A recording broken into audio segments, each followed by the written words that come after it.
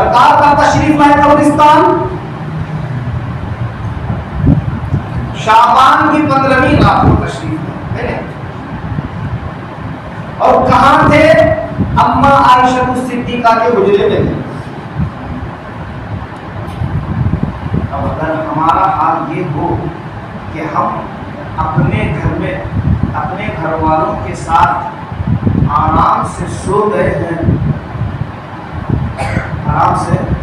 ہماری بات کر رہا ہوں، اگر سو گئے ہیں، اچانک ہم لوگ باہر آ گئے اپنے گھر والوں کو چھوڑ کر، اپنے گھر کو چھوڑ کر، اپنے پیاری سی نیند کو چھوڑ کر، اپنے آرام کی جگہ کو چھوڑ کر باہر آئے تو لوگ ہمارا کے اٹھیں گے نہیں؟ سو گئے تو باہر چلے گئے تو گھر والے پریشان ہو گے نہیں؟ دن رات میں کام دیکھیں کیا نہیں، دن رات میں کیا ہے کیا نہیں، باہر کس وجہ سے پریشان ہوتی ہے۔ اسی طرح سے حضرت اما عائشہ صدیقہ بھی باہر تشریف لائے۔ بات سمجھ میں آ گئی؟ جی سنو آگے اس کے آگے۔ اب انسان باہر جب ہی تشریف لاتا ہے اسے اتنی حیبت ہوتی ہے،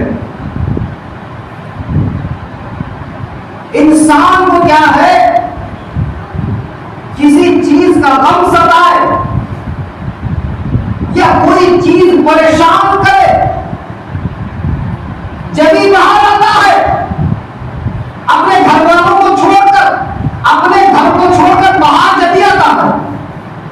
اس کی پریشانی کی بنا میں باہر آتا ہے، تو میرے پیارے سنی جنتیوں حضور صلی اللہ علیہ وسلم پر قربان جائیے، ہمارے تمہارے آقا جناب محمد رسول اللہ صلی اللہ علیہ وسلم اپنے گھر میں ہے، اپنے زوجہ کے بازو میں ہے، ذرا غور کرو، زوجہ کے بازو میں اٹھ کر باہر تشریف لائے، کہاں گئے؟ قبرستان میں، سبحان اللہ، گھر میں رہ کر، بیوی کے بازو میں رہ کر قبرستان میں، تو ذرا سوچنے کی بات ہے، سمجھنے کی بات ہے، میرے آقا کو وہ کون سا غم تھا جو قبرستان میں؟ بولو سبحان اللہ، بات دور تک سمجھیے، اشارہ بتا رہا ہوں آخر میں اس کا نتیجہ بھی بتاؤں گا، ذرا غور سے سوچو، میرے آقا کو وہ کون سا درد تھا جو جنت البقیع میں جا کر دعا کر رہے ہیں؟ میرے آقا کو وہ کون سی فکر تھی جو جنت البقیع میں جا کر آدھی رات میں جا کر حضرت عائشہ صدیقہ کے بازو میں اٹھ کر گھر چھوڑ کر قبرستان جا کر دعا کر رہے ہیں؟ وہ کون سا غم تھا؟ وہ کون سی فکر تھی؟ وہ کون سا خیال تھا؟ تو میرے پیارے عزیزوں اور دوستوں سنو اور بولو سبحان اللہ، سبحان اللہ، میرے آقا کو وہ غم تھا، میرے آقا کو اس کی فکر تھی، نہ تو گھر والوں کی فکر، نہ تو اپنی فکر، بلکہ حضور صلی اللہ علیہ وسلم کو سب سے زیادہ اپنی امت کی فکر تھی،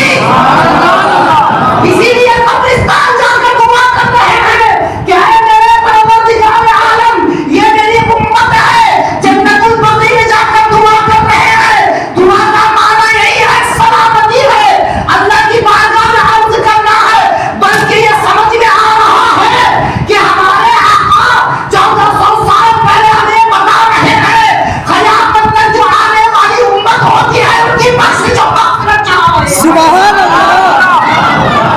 یہ قیامت تک جتنی بھی امت آئے گی میرے آقا صلی اللہ علیہ وسلم کے دعائیں مغفرت کر رہے ہیں۔